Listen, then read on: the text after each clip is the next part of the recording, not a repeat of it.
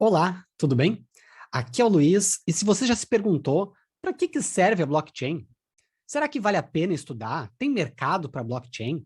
Que tipo de aplicação se beneficia dela? Esse vídeo vai lhe responder essas e uma série de outras perguntas. Então, se o assunto lhe interessa, fica aí que você vai gostar.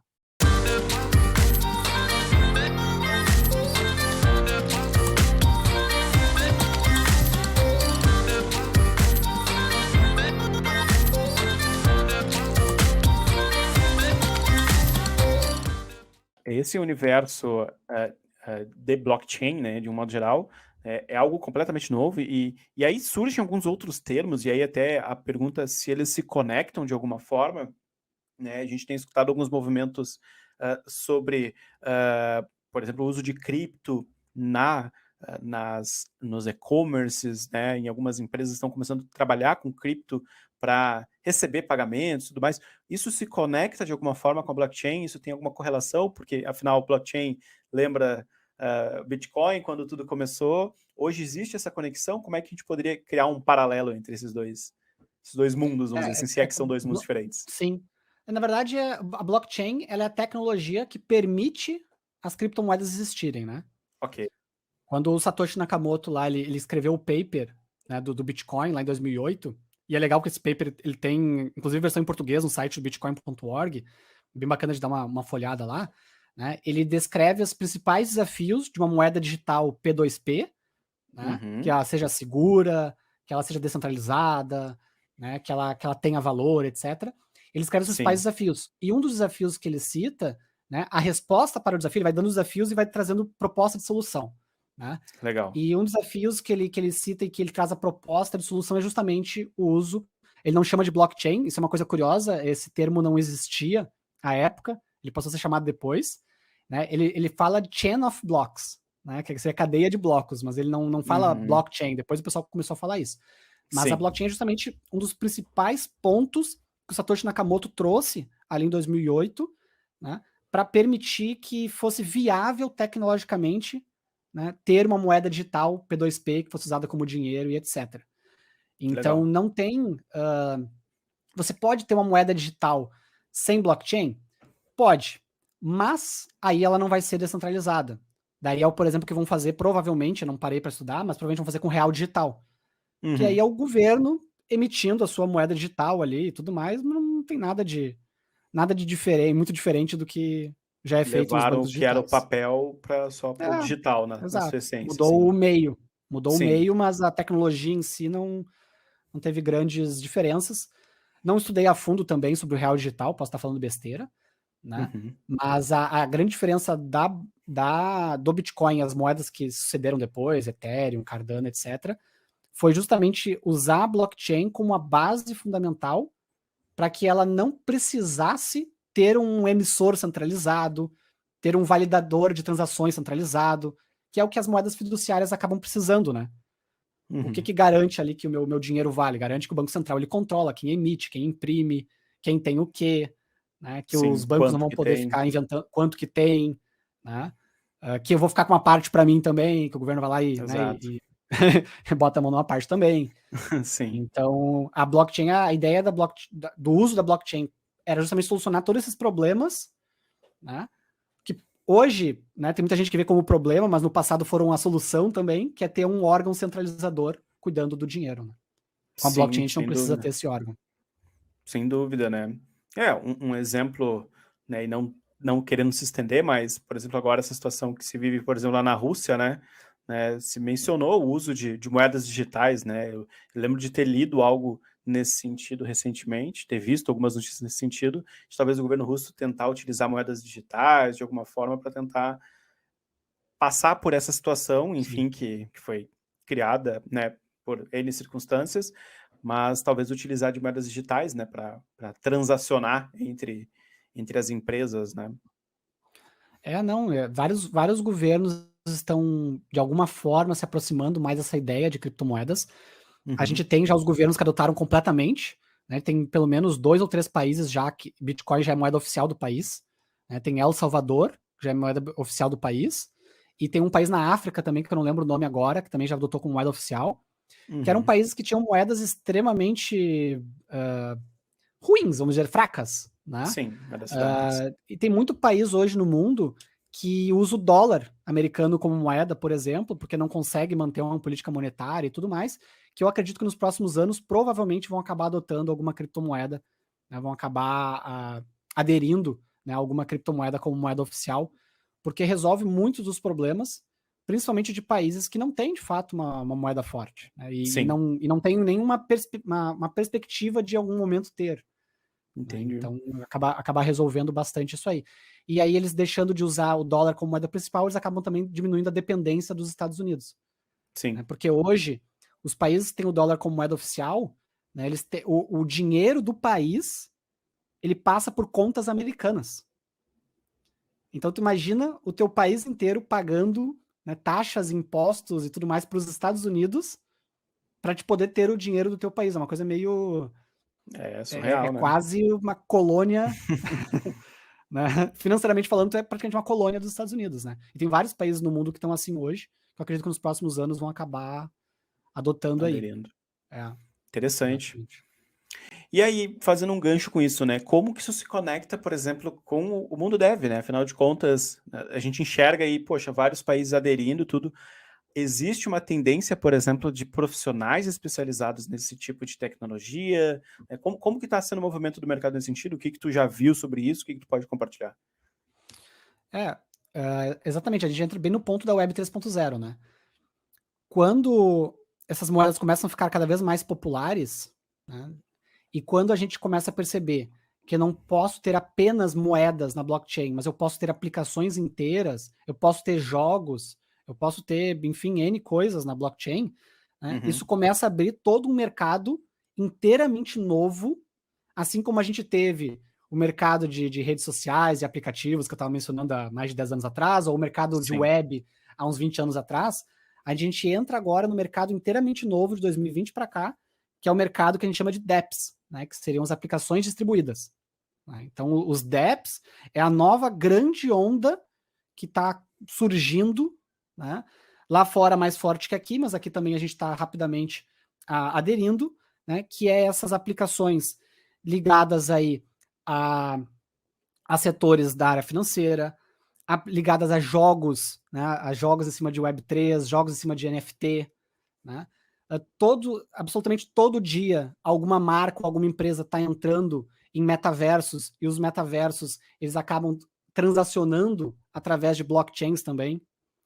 Né? Então, o metaverso, né, ele abre, todo mundo deve ter ouvido falar alguma coisa de metaverso, né? Ele abre um monte de possibilidades para programadores, porque esses mundos virtuais, né? O metaverso não é um mundo, né? Esses mundos Sim. virtuais, eles precisam de economias, né? Eles precisam de regras, de algoritmos, isso tudo, né, tá dentro da blockchain. Então a gente precisa de programadores para fazer aplicações para lidar com NFTs, a gente precisa de programadores para fazer aplicações para esses novos jogos, né, ligados a criptomoedas. A gente precisa de programadores para levar para essas empresas que querem aderir à blockchain, conseguir implementar esses sistemas. Né? Porque hoje, assim, se a gente já tem um déficit de profissionais na área de web normal, na Uhum. área de web 3.0, isso é ainda mais raro de acontecer. Né? Então, o que, por um lado, para a gente é ótimo, né? Porque quem sabe ali fazer um DApp, por exemplo, né? Sabe usar ali algumas bibliotecas, tem várias bibliotecas muito famosas, né? A gente pode citar algumas, mas você sabe usar algumas bibliotecas famosas ali, construir um smart contract em Solidity, construir um front ali que se comunica, né, com o smart contract, né? Você tá anos-luz do restante do mercado e você pode acabar surfando aí algumas vagas bem interessantes e bem específicas em várias empresas, principalmente fora do Brasil. Aqui no Brasil está Sim. começando, mas principalmente fora. O Vale do Silício, por exemplo, está surgindo startup ligada a dApps e Web3 e metaverso quase toda semana, né? Então Sim. tem muita oportunidade começando agora. E tem aquele ditado, né? Em terra de cego, quem tem um olho é rei, né? Exato. Então não existe hoje assim, não, essa pessoa aqui, ela é. Tem profissionais já mais preparados? Tem. Mas no geral, tá todo mundo começando agora.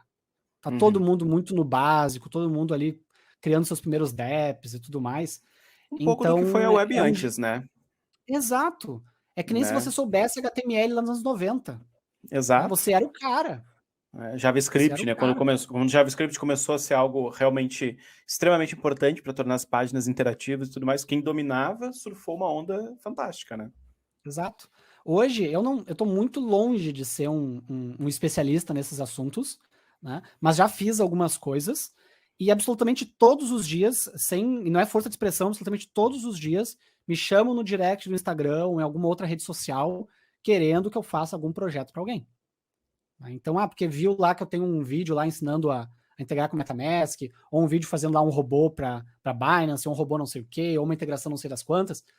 Daí o cara vai lá, olha o vídeo, pô, esse cara sabe, né? Sabe o suficiente para pelo menos começar a me dar um norte, porque como as empresas elas não sabem absolutamente nada, Nada. né? Elas não sabem nada. Uhum. Qualquer pessoa que já tenha no mínimo feito alguma coisa ali já vira, que nem o brincadeira, né? Terra de cego, quem tem um olho é rei. Né? Então tá entre aspas fácil, entre aspas porque é chatinho difícil. estudar, né? Mas é mais fácil hoje você se destacar como desenvolvedor para essa área, né, de Web3, dApps, criptomoedas, etc., do que para outras áreas, que são áreas mais concorridas, onde a régua está muito mais lá em cima. Né? Pô, Exato.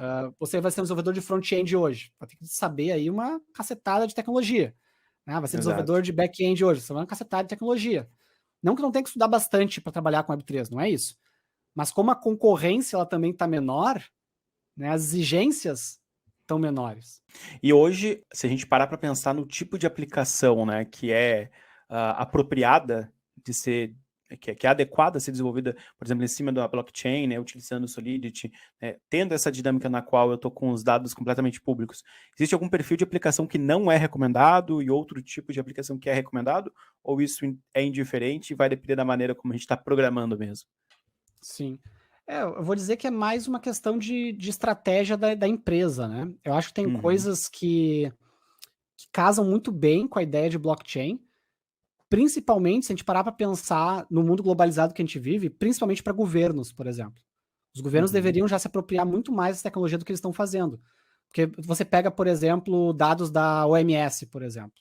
Sim. É um exemplo de dado que são dados públicos, né, de doenças, de pesquisas, etc., né, que poderiam receber muito mais contribuições, poderia ser muito mais fácil o acesso a eles, né, ao mesmo tempo que você garante a segurança da informação, ela não vai ser mudada à torta e à direita, porque as redes elas têm mecanismos de controle disso, né, você tem que ter aprovadores e tudo mais.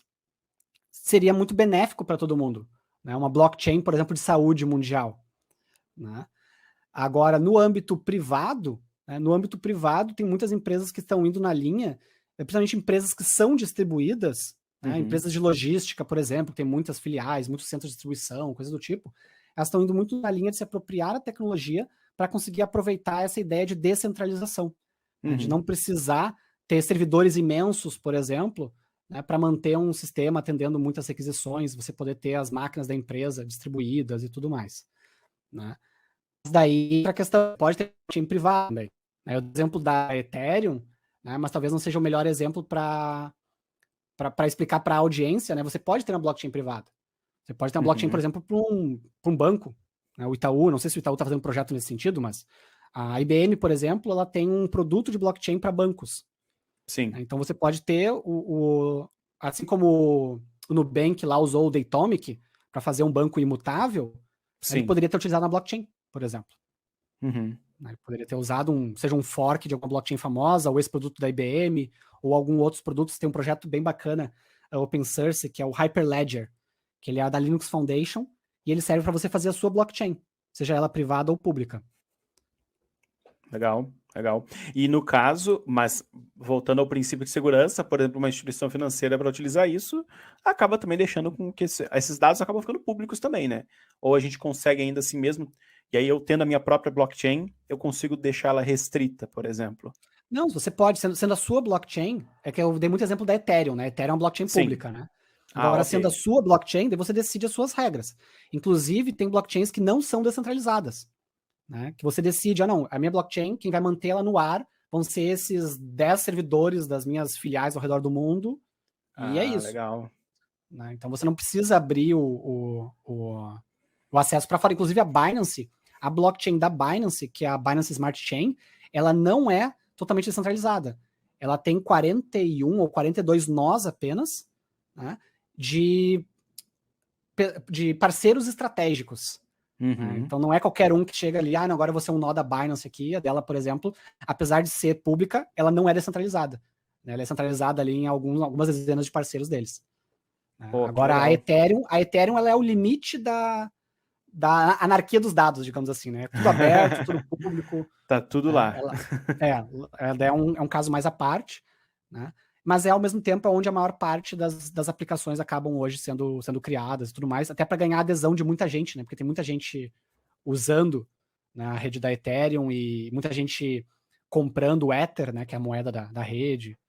Então acaba que é a que a gente acaba mais falando, né? E foi quem inventou a ideia de smart contract, né? Não sei se alguém inventou antes, mas quem de fato implementou foi o Vitalik Buterin, né, que é um cara genial. O cara tem, acho que ele tá com 27 anos agora. Se não me engano, ele tá com uns 27 anos agora, né? Sendo que Ethereum já tá aí no mercado já há alguns anos. E o cara começou muito cedo a fazer coisas muito incríveis, assim. O cara é fora de série. E aí, curtiu o vídeo? Então deixa o seu like, se inscreve no canal para não perder os próximos. Se você achou talvez teórico demais, se você quer colocar a mão na massa, dá uma olhada na sequência aqui, que nos vídeos recomendados, na descrição desse vídeo também, eu vou colocar uma playlist ensinando blockchain na prática. Então, se é algo que você sempre quis aprender, entender como funciona de fato, é hoje que a gente vai resolver isso. Maratona aí que vai valer a pena. Um abraço e até o próximo vídeo. Valeu!